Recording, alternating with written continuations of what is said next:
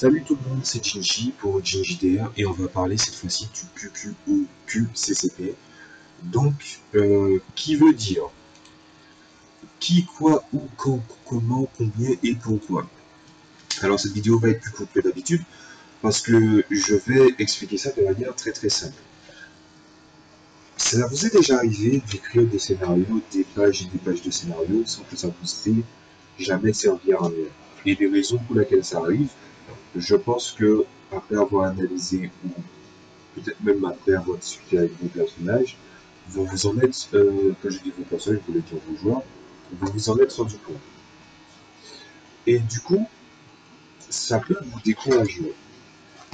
Mais, si je peux me permettre une petite parenthèse déjà, c'est vous joueurs, je sais que vous aimez le bac à sable, vous aimez être libre. Sachez une chose, c'est que les scénarios, des fois, vous est imposé parce que ça permet de raconter une bonne histoire et surtout d'assurer la pérennité de la campagne. Je m'explique. Quand vous créez une campagne tous ensemble, vous devez tous prendre un plaisir à la table. Sauf que le MJ ne peut pas juste prendre plaisir à ce que vous gambadiez. Ma pire partie de jeu de rôle, c'était avec mon frère. C'est-à-dire que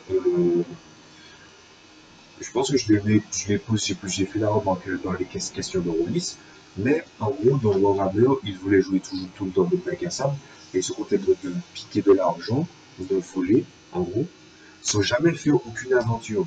Et il n'achetait rien, il accumulait de l'argent en collectionner. C'était la pire partie de jeu de rôle de toute ma vie. La pire. Pour éviter cela, ou par extension le reste, c'est-à-dire quand vous êtes en bac à sable, il peut vous arriver des tas de choses aléatoires qui peuvent vous faire rire, vous amuser ou au contraire vous frustrer, vous énerver. Mais n'oubliez pas quelque chose, la pérennité d'une campagne, c'est le rythme de la campagne en soi. C'est-à-dire, est-ce qu'il s'est passé beaucoup de choses, des choses importantes ou pas. Vous pouvez vous amuser à faire un graphique à partir des données que vous avez de tête et par niveau d'importance de 1 à 5 sur un tableur que je ne citerai pas. Et on fait un graphique. Regardez les moments où il s'est passé des choses importantes en mode bac à sable quand scénario imposé par le MJ. Obligatoirement, vous êtes obligé de voir que le scénario est en hausse. Si le scénario n'est pas en hausse, c'est que, désolé de dire ça, mais le MJ n'a pas bien fait son travail. Un MJ, il doit simuler l'univers, il doit simuler les personnages non-joueurs, il doit simuler les créatures, il doit simuler la météo, il doit simuler plein de choses, mais il doit simuler aussi un petit truc. Il doit simuler le destin. Je ne vous parle pas du destin du genre, oui, qui prévoit que votre personnage meurt à tel moment. Je vous parle du destin de la campagne, du destin de la tablée, du destin de l'histoire collective de la tablée. Ouais, j'ai un ton solennel quand je dis ça, mais c'est normal. C'est normal.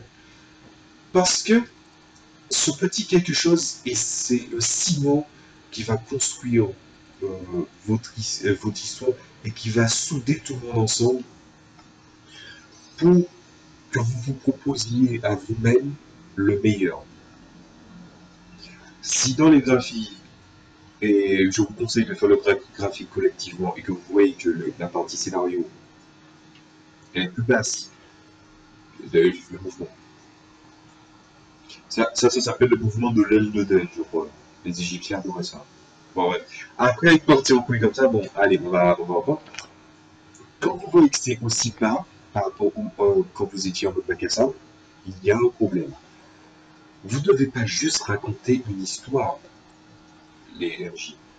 Vous devez raconter une histoire qui prend les gens au trip, qui vous prend, qui soulève les joueurs, qui les écrase. Et puis ils vont leur demander. Parce qu'ils n'ont pas envie de se faire malmener. Ou qu'ils aiment bien être malmenés dans un aspect qu'ils ne sont pas habitués. Par exemple, imaginez, vous êtes une équipe lambda. Je n'aime pas les équipes lambda, mais on va prendre cet exemple-là parce que je pense que bientôt je parlerai des petites classes et des classes. Vous avez un paladin, un guerrier, un mage, un voleur, un prêtre.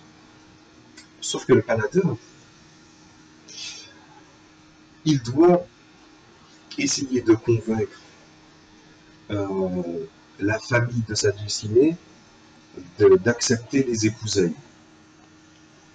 Mais que ces derniers ne sont pas d'accord parce qu'ils vénèrent un dieu que eux ne vénèrent pas. Comment va-t-il s'en sortir? Comment va-t-il s'en sortir là où dans un univers où tout se règle avec une épée? Les gens disent que la plume est plus forte que l'épée, mais je pense que c'est très vite sorti de son contexte. Là, comment va-t-il se frayer un chemin jusqu'à son objectif? Ou va-t-il abandonner car il aura trop à perdre et parce qu'il aura beaucoup de responsabilités? Ou va-t-il essayer de concilier les deux facettes de sa vie qui sont antagonistes, l'un l'autre, afin de pouvoir arriver à l'ultime récompense, ou devrais-je dire son ultime destin, celui de réussir à valider le mariage. C'est cool, c'est cool des scénarios comme ça. Mais ça, c'est un exemple parmi tant d'autres. Je vous ai proposé cette méthode parce que c'est simple. Imagine un arbre et que les différentes initiales sont les branches. Dans chaque branche, une branche s'étend puis donne lieu à une ou deux ou trois branches. Ces trois autres branches, tu peux reporter les initiales sur la branche qui s'est développée et ainsi de suite à l'infini. Ça permet de recentrer le scénario et surtout que le MJ qui se dit ouais mais il y a des choses que je ne comprends pas et ensuite il pourra l'expliquer parce que des fois on écrit un scénario, il y a une faille que vous n'avez pas pris en compte et vous vous rendez compte que ça baise. C'est un peu comme quelqu'un qui lit à haute voix pour être sûr de ne pas avoir fait de faute. Ça compte, ça fonctionne même très bien. Ben, c'est de ça que je voulais parler. Cette méthode permet de créer des scénarios sans que vous ayez à faire des centaines de pages. Et ça vous permettrait aussi de multiplier les scénarios, c'est-à-dire de pouvoir rédiger des scénarios vite. La méthode que j'utilise n'est pas du tout celle-là, hein, je signale. Voilà, bon, regardez, il y a des trucs, il y a des chiffres, il y a des données, il y a de l'écriture, ça tient sur une page, voilà. Voilà. J'ai laissé quelques secondes de plus à mes joueurs pour voir le truc, pour qu'ils se niquent les yeux et essayer de voir le truc, parce que ma webcam, elle est une qualité assez isocèle. Donc voilà, c'est à ça que sert ce truc du QQOQCCP. Et oui, je l'ai bien dit deux fois. QQOQCCP, trois fois, pour la France. Donc, après ça, je voulais surtout parler, je vais bientôt arriver à 10 minutes, donc j'avais envie de parler de ça parce que il est vrai que c'est cool d'être en bac à sable, mais je pense qu'il y a plein de raisons pour lesquelles le bac à sable a fait un retour en force dans le JDR. Beaucoup de gens veulent faire du bac à sable, ils ne veulent pas séparer plus des scénarios. Je pense que c'est en partie dû aux jeux vidéo et que les gens proposent toujours de l'open world. Mais j'ai pas mal une réflexion à faire puisque je joue beaucoup à des jeux de survie, open world, bac à sable. Ces jeux sont creux parce qu'on ne peut, on a beaucoup d'éléments pour écrire une histoire, mais qu'on ne le fait pas. Les principaux outils pour créer une histoire, surtout dans le milieu du JDR ou même dans le jeu vidéo, c'est déjà de ne pas être seul. Parce que être une histoire que l'on vit seul, c'est déjà différent. C'est comme, je vais prendre un autre exemple, par extension, le let's play narratif.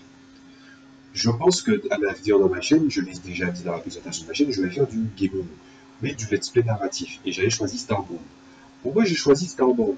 Starbound, c'est un bon univers, parce que en fait, les personnages non-joueurs ont une vie après, après que vous jouiez, vous êtes en dehors, mais vous voyez, quand vous êtes devant, il y a une aventure qui se joue au niveau des PNJ, et de l'autre côté, vous voyez qu'elle évolue. Et des gens pourront me dire que oui, mais c'est de l'aléatoire. Excusez-moi, mais Pour donner aléatoire, en tout cas pour ceux qui connaissent Starbound, moi j'ai vu un truc. Moi j'ai vu un trio de femmes apex lesbiennes qui laissait suggérer beaucoup de libertinage. J'ai vu l'histoire d'une espèce de couple se former parce qu'ils restaient tout le temps ensemble, des PNJ qui restaient tout le temps ensemble, et puis bon, ils parlaient toujours, il y avait des cœurs, ils étaient tout le temps contents, et à un moment il y a eu une rupture, et le personnage n'est plus jamais retourné vers celui-là. Et des histoires comme ça sur le jeu de rôle, et surtout sur Starbound, j'en ai vu plein. Si c'est un hasard, eh ben fiche que chacun fiche, il a fait son travail au niveau de l'histoire. Il y a des histoires qui peuvent se rédiger sans vous. Mais la meilleure histoire, c'est celle que vous arrivez à rédiger tous ensemble et non pas juste en arpentant un univers. Moi, je vous le dis en connaissance de cause parce que j'ai déjà vu ça, madame. Moi, j'ai déjà vu des gens qui veulent parler d'errance, qui veulent être dans l'errance, qui veulent traiter de l'errance. Mais est-ce qu'on peut parler d'errance lorsque on cherche volontairement à atteindre ce but? L'errance, c'est errer sans but. Sauf que si tu veux vraiment errer sans but, ben finalement, tu as un but. Et ça crée un paradoxe. Et c'est là où justement ça devient intéressant au niveau de la narration. Si tu cherches tout le temps à être dans l'errance, que ce soit dans ce qui est suggéré que ce qui n'en est pas, ben finalement, ce que tu es en train de dire, c'est pas que tu erres, mais que tu décides d'aller nulle part. Les scénarios sont importants, n'oubliez jamais ça. Je vous laisse, c'était Jinji pour JJDR, à la prochaine fois.